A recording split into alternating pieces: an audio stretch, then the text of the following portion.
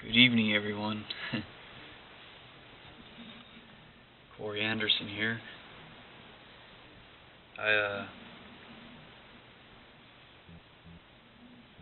It's time to finish our journey in obtaining our master key. It's been about a month since I made my last video and we ended off on part 13.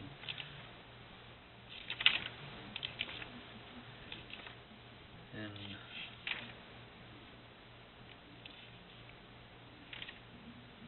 part 13.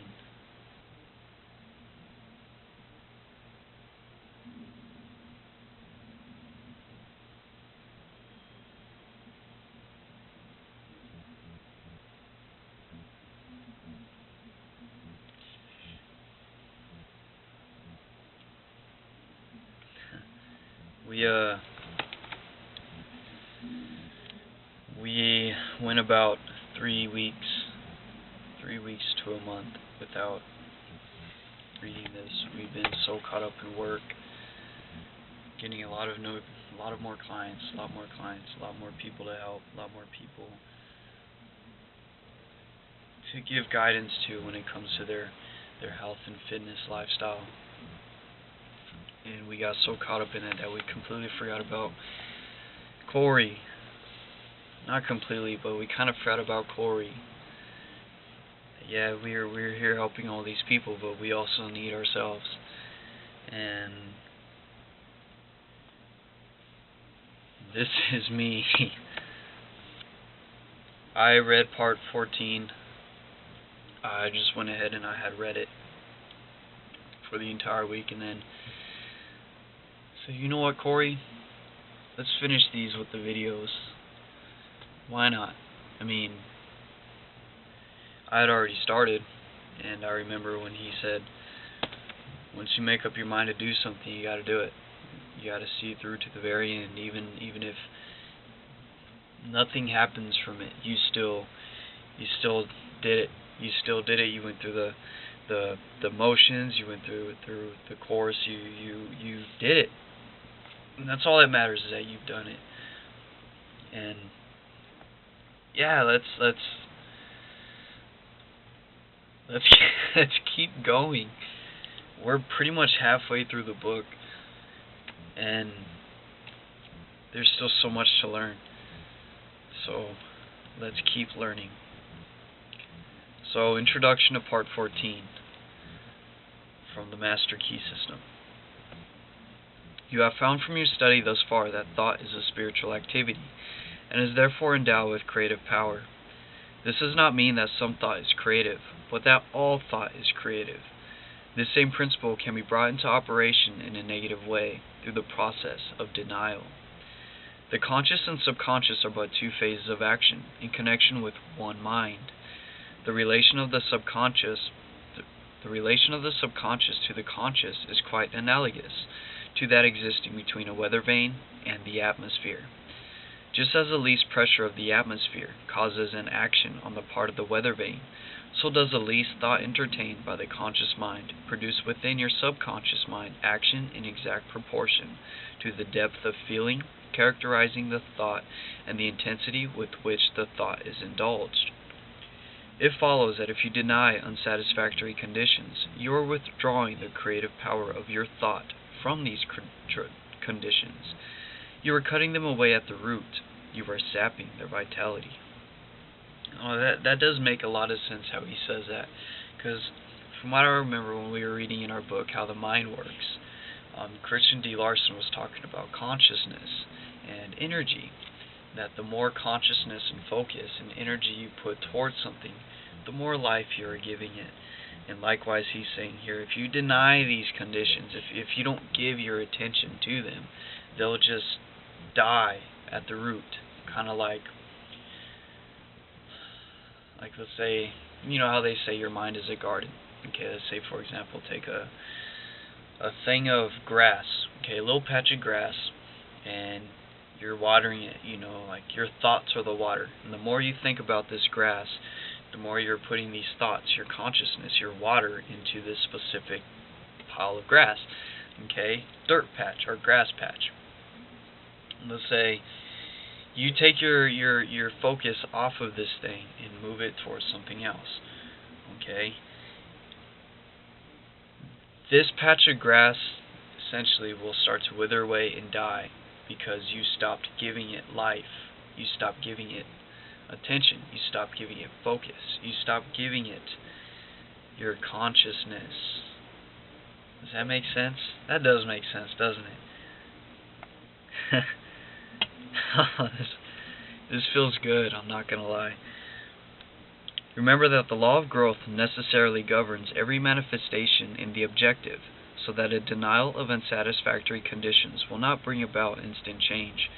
A plant will remain visible for some time after its roots have been cut, but it will gradually fade away and eventually disappear. So the withdrawal of your thought from the contemplation of unsatisfactory conditions will gradually but surely terminate these conditions. You will see that this is an exactly opposite course from the one which we would naturally be inclined to adopt. It will therefore have an exactly opposite effect to the one usually secured. Most persons concentrate intently upon unsatisfactory conditions, thereby giving the condition that measure of energy and vitality which is necessary in order to supply a vigorous growth. Now part 14. That was the introduction. The universal energy in which all motion, light, heat, and color have their origin does not partake of the limitations of the many effects in which it is the cause, but it is supreme over them all. This universal substance is the source of all power, wisdom, and intelligence.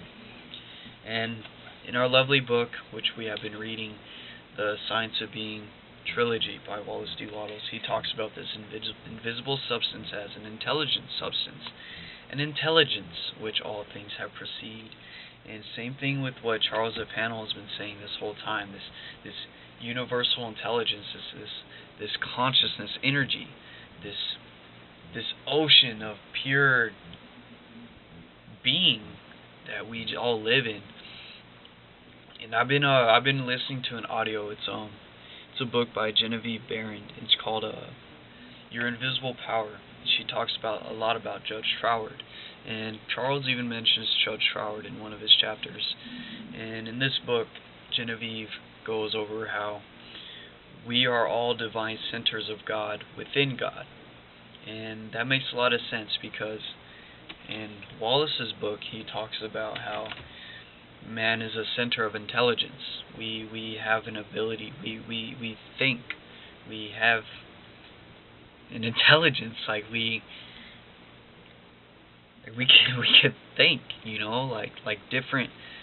We could think of different ways of doing things. We could think of better ways of doing things. We could ask questions. We could figure things out.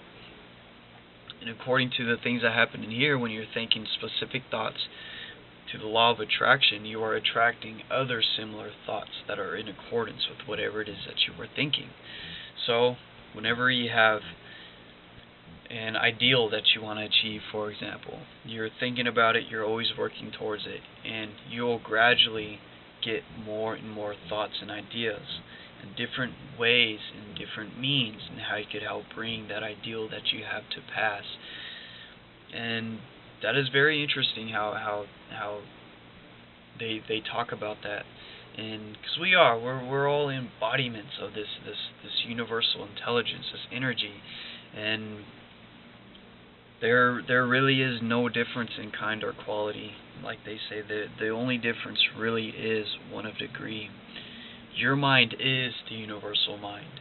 Your consciousness is the same as the infinite ocean of consciousness which is surrounding all of us, pushing up against all of us, and holding all of us together and moving us throughout itself. Yeah. To recognize this intelligence is to equate yourself with the knowing quality of mind, and through it to move upon the universal substance, and bring it into harmonious relations in your affairs. This is something that the most learned physical science teacher has not attempted, a field of discovery upon which he has not yet launched. In fact, but few of the materialistic schools have ever caught the first ray of this light. It does not seem to have dawned upon them that wisdom is just as much present everywhere as are force and substance. Some will say, if these principles are true, why are we not demonstrating them? As a fundamental principle is obviously correct, why do we not get proper results? We do. We get results in exact accordance with our understanding of the law and our ability to make the proper application. We secured no results from the laws governing electricity until someone formulated the law and showed us how to apply it. This puts us in an entirely new relation to our environment, opening up possibilities previously undreamed of. And this by an orderly sequence of law which is naturally involved in our new mental attitude. Mind is creative, and the principle upon which this law is based is sound and legitimate, and is inherent in the nature of things. But this creative power does not originate in the individual, but in the universal, which is the source and fountain of all energy and substance. The individual is simply the channel for the distribution of this energy. A channel. The individual is the means by which the universal produces the various combinations which results in the formation of phenomena. That is very interesting how he says that. This creative power does not originate in the individual, but in the universal. And since you yourself have that creative power, you have the power of life. You can think things. Your thoughts are creative. You would not be watching this video right now unless you thought of watching it. Okay? There's your words. Your words are very creative. Whatever words you speak, you're literally creating those vibrations with your Visuddha chakra. And those vibrations travel along this ether, this infinite mind, and is picked up by other minds, your minds. That's how you can hear things. So if it wasn't for this ether, this fluidic substance, there is no way our words would be able to travel along anything. Okay. Let's continue. We know that scientists have resolved matter into an immense number of molecules. These molecules have been resolved into atoms, and the atoms into electrons. The discovery of electrons in high vacuum glass tubes containing fused terminals of hard metal indicates conclusively that these electrons fill all space, that they exist everywhere, that they are omnipresent. They fill all material bodies and occupy the whole of what we call empty space. This, then, is the universal substance from which all things proceed.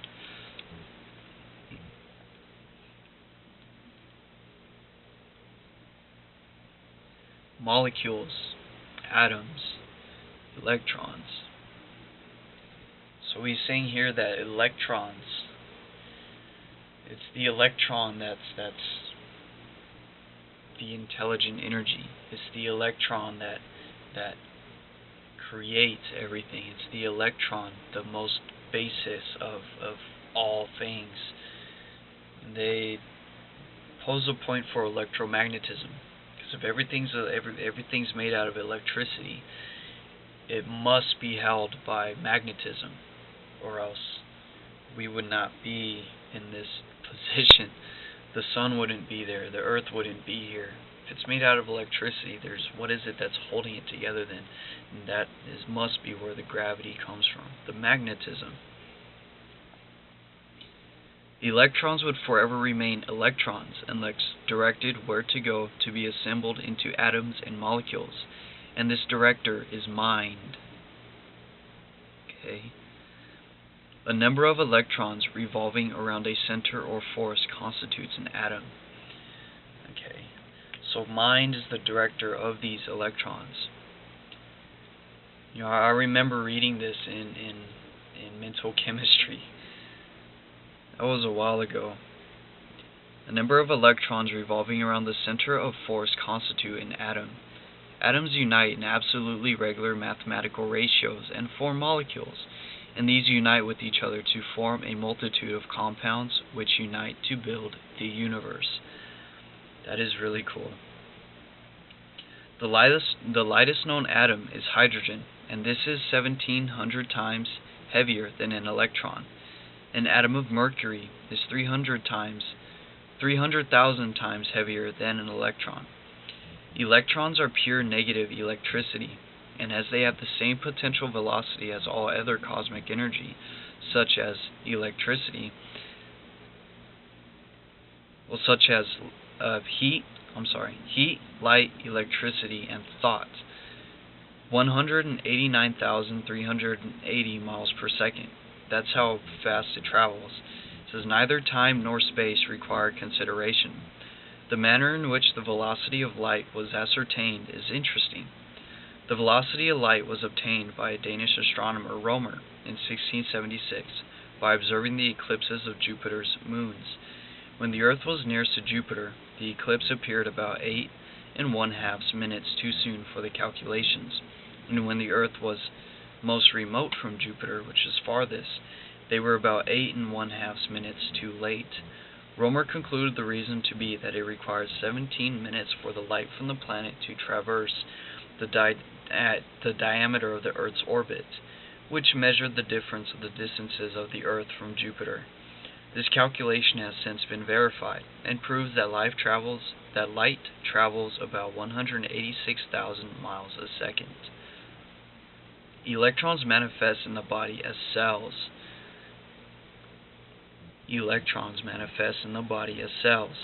And possess mind and intelligence sufficient for them to perform their functions in the human physical anatomy. So every cell in your body is made from these electrons. Every part of the body is busy building. Every part of the body is composed of cells, some of which operate independently, others in communities. Some are busy building tissue, while others are engaged in forming the various secretions necessary for the body. Some act as carriers of material. Others are the surgeons whose work it is to repair damage. Others are scavengers, carrying off waste. Others are constantly ready to repel invaders or other undesirable intruders of the germ family. So electrons manifest themselves in the body as cells, and each and every single one of these cells has its own specific intelligence, its own mind, its own function and responsibility within your own body, like the neuron compared to the sarcomere. Okay, the sarcomere is to the muscles as the neuron is to the nervous system. Okay, so a sarcomere is basically the functioning unit. That's the word we'll use for it. A sarcomere is the functioning unit for moving. Okay, because your muscles, as you move your muscles, your sarcomeres are grabbing the actin and myosin together and pulling it in and out of each other, which causes a muscle contraction. Okay, the neuron is the functioning unit of the nervous system. Okay, you have billions of these neurons, and they have synapses, they have their myelin sheath, their cell body, all those good things. Okay, and it is along these neurons that electricity is being transferred. Like I say, for example, you decide to move your finger. I'm pretty sure I used this example before. You decide to move your fingers. Okay, the nervous system sends electrical signals all the way down to the muscles. Okay, your muscles have these specialized things called motor units. Okay, and it shocks the motor unit, and then from there the motor unit in turn shocks and the muscle. Then the sarcomere within the muscle causes the actin and the myelin sheath to grab onto each other and to pull, which causes that contraction and allowing you to move, which is allowing you to move and do things in this material realm. Okay, like me moving this light around,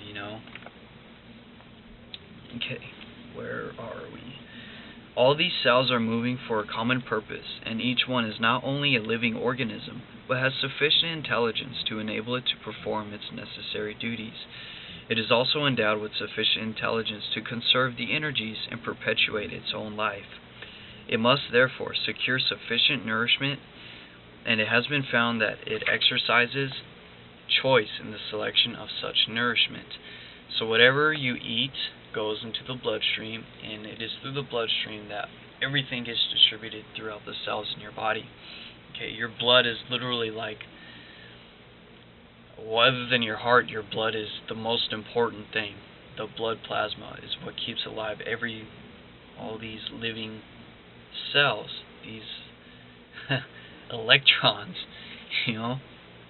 And it's through the blood that each cell gets to choose which it wants. You know, like your muscle cells, for example, will grab the protein it needs from your bloodstream. Your cells will, from any part, will grab, glucose. It's a form of sugar. So glucose, carbs, are your body's main source of energy, and it's used from each and every single cell. Okay. So each cell is born, reproduces itself, dies, and is absorbed. The maintenance of health and life itself depends upon the constant regeneration of these cells. It is therefore apparent that there is mind in every atom of the body. This mind is negative mind, and the power of the individual to think makes him positive, so that he can control this negative mind. That is how we build greater and better habits. We consciously have to do it first until it sinks into the subconscious, until the negative aspect of ourselves finally takes in what this positive aspect of ourselves keeps suggesting to it. That is how we impress our subconscious. That is how we create new things, or new characters, new habits, our new ways of living. Okay.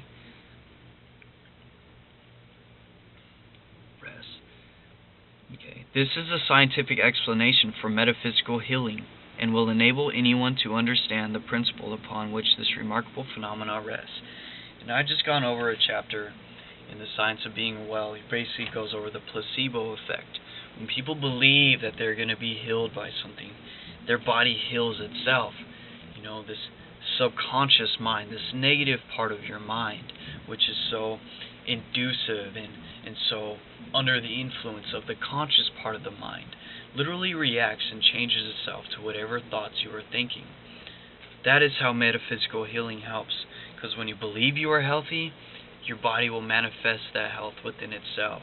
It has no choice but to. This negative mind, which is contained in every cell of the body, has been called the subconscious mind because it acts without our conscious knowledge. We have found that this subconscious mind is responsive to the will of the conscious mind. All things have their origin in mind, and appearances are the result of thought, so that we see that things in themselves have no origin, permanency, or reality. Since they are produced by thought, they can be erased by thought. Thought, thought, thought, thought. Thinking, thoughts, thoughts. I even wrote a quote here about thoughts. I want to read it to you. It says, I wrote this in my journal about pretty much a month ago. It says, thoughts are the building blocks of our reality. Whatever thoughts we think, habitually held in mind, keyword, habitually held in mind, eventually manifests itself in form, both in the within and the without. Corey Anderson.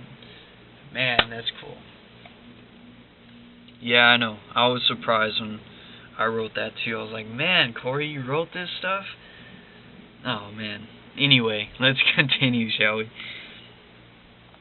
So, in mental as in natural science, experiments are being made, and each discovery lifts man one step higher towards his possible goal.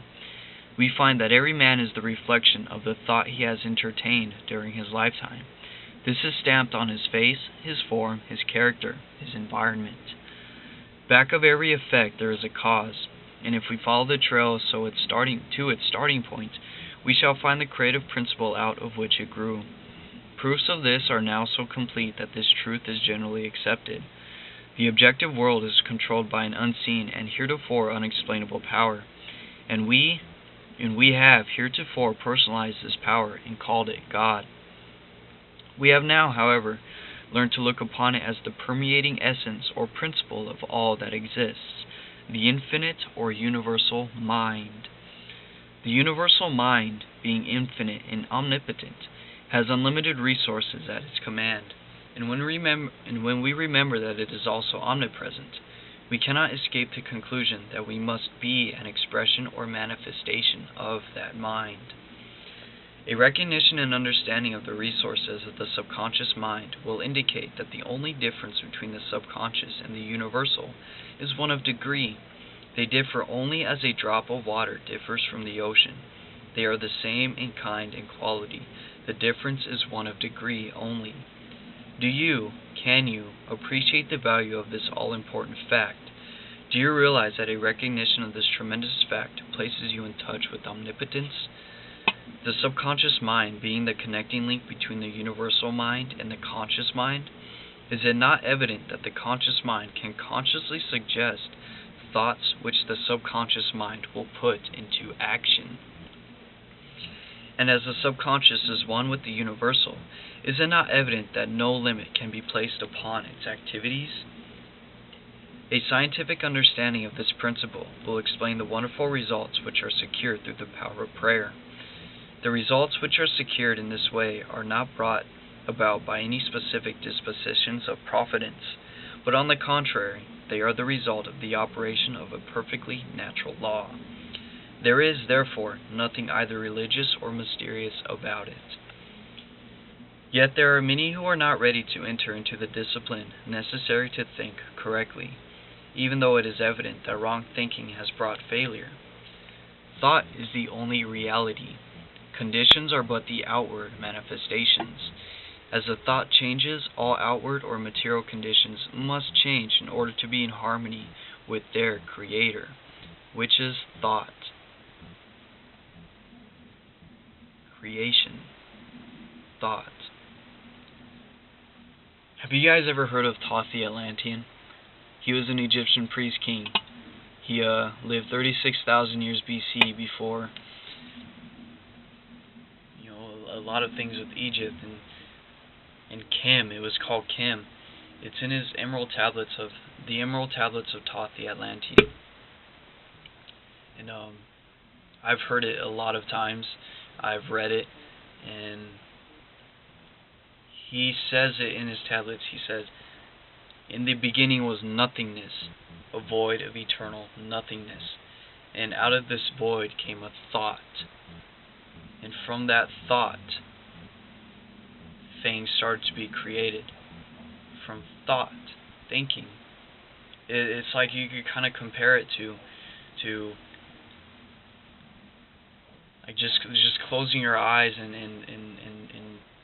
living in that space, that mind space of yours, that this infinite realm of this personal universe, and your thoughts are the building blocks of your personal universe, because this is our own personal individualization of the all. I hope that made sense. I'm sure it did. I'm sure some of you will get it, some of you won't. And just keep searching, keep looking, and you'll find it within yourself what exactly that means. But the thought must be clear-cut, steady, fixed, definite, unchangeable. You cannot take one step forward and two steps backward. Neither can you spend 20 or 30 years of your life building up negative conditions as a result of negative thoughts. Excuse me, I'm sorry. And then expect to see them all melt away as a result of 15 or 20 minutes of right thinking. If you enter into the discipline necessary to bring about a radical change in your life, you must do so deliberately. After giving the matter careful thought and full consideration, and then you must allow nothing to interfere with your decision. This discipline, this change of thought, this mental attitude, will not only bring you the material things which are necessary for your highest and best welfare, but will bring you health and harmonious conditions generally. I'm sorry, I'm tired. It's today's Monday the 28th of March, and it's 10:39 right now. If you wish harmonious conditions in your life, you must develop a harmonious mental attitude. Your world without will be a reflection of your world within. Now remember, the world within is governed by mind. For your exercise this week, concentrate on harmony. And when I say concentrate, I mean all that the word implies. Concentrate so deeply, so earnestly, that you will be conscious of nothing but harmony. Remember, we learn by doing. Reading these lessons will get you nowhere. It is in the practical application that the value consists.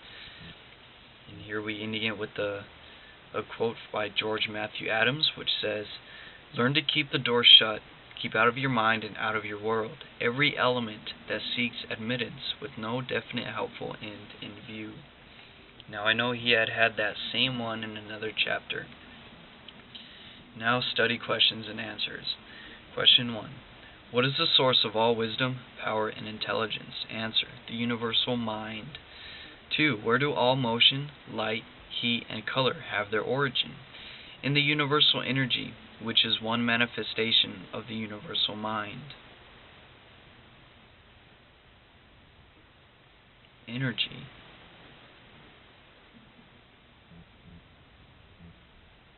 Energy is a manifestation of this universal mind.